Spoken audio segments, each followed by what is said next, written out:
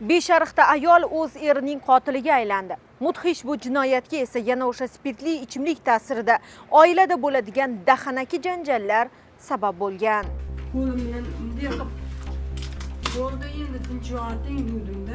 Ayol eng avvalo ona deb qadrlaymiz uni. Munisa opa mushtipar singil, vafoli yor sifatida qadr topgani haqiqat. Ammo bugun ana shu mushtiparlikka putur yetkazgan ayolning achchiq, biroq aytishga majbur bo'lganimiz qotilligi haqida gapirmoqchimiz. O'ldirib qo'yaman deb o'ylamaganman.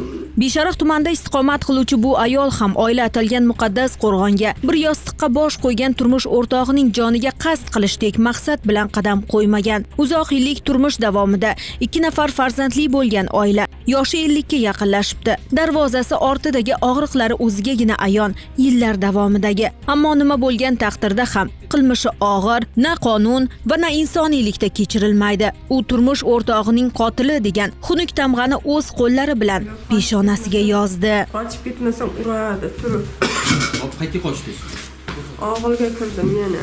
Ma'lum bo'lishicha, bundan 9 yil avval oilaning kenja o'g'li vafot etgan. Ammo bolasining bevaqt o'limi ham otani to'g'ri yo'lga qaytarmabdi. Mavsumiy quruvchilik ishlarida topganini tirikchilik tashvishiga emas, o'zining iste'moli uchun spirtli ichimlikka sarf etishni odat qilgan marhum voqea sodir bo'lgan kuni yana tarki odat amri mahol deb yana ko'chadan spirtli ichimlik iste'mol qilib uyga qaytadi. Har doimgidek ayolni haqoratlay boshlaydi. Bu vaqtda ayol molxonada sigir sog'ayotgan bo'lgan. Mast holda kelgan erining ko'ziga ko'rinmaslik uchun xotirjam ishlarni yakunlab yotoqxonaga kirganda esa sarxush er uxlab yotgan va pechkaga o't qalagan ayolining shovqinidan uyg'onib, u bilan janjallasha boshlagan. Marhumning vajohatidan qo'rqqan ayol molxonaga qochib yashirinadi. Bu vaqtda soat 19 larga yaqinlashib qolgan. Erkak ayolni qidirib topolmagach, yana yotoqxonaga kirib uxlab qoladi. 1 soatdan ortiq molxonada turmush o'rtog'i uxlashini kutib berkinib o'tirgan ayol qayta yotoqxonaga kirganda turmush o'rtog'i uxlayotgan bo'lgan.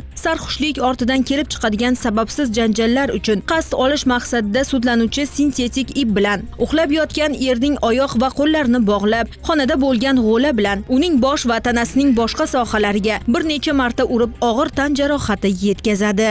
Jabrlanuvchi marhum o'zining turmush o'rtog'ini spirtli ichimliklar iste'mol qilgan holda uyga kelib, tanasining turli joylariga tan jarohatlari yetkazganligi sababli sudlanuvchi turmush o'rtog'ini ojiz ahvolda ekanligidan foydalanib, u uxlab yotgan vaqtida oyoq qo'llarini sintetik ip yordamida bog'lab, tanasining turli joylariga uyda mavjud bo'lgan g'o'la o'tinlar yordamida tan jarohatlari yetkazgan.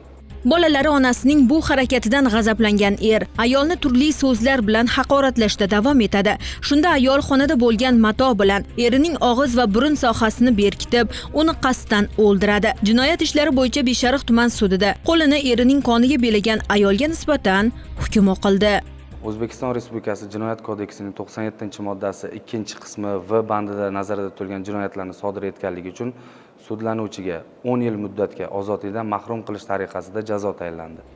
Oila shunchaki bir tom ostida yashashgina emas, o'zaro mehr-oqibat, hurmat, sadoqat maskani bo'lsagina unda halovat bo'ladi. Farzandlarga tarbiyada namuna bo'lish kerak bo'lgan, to'y qilib, nabiralar davrasida xotirjam yashaydigan yoshdagi odamlarning biri qotil, yana biri esa marhumga aylandi bugun. Aqlning nafs yoki jahlga boy berilishi mana shunday xunuk yakun topdi. Maqsadimiz kimningdir oilaviy og'riqlarini ko'z-ko'z qilish emas, ogohlik atrofida barchani birlashtirish xolos.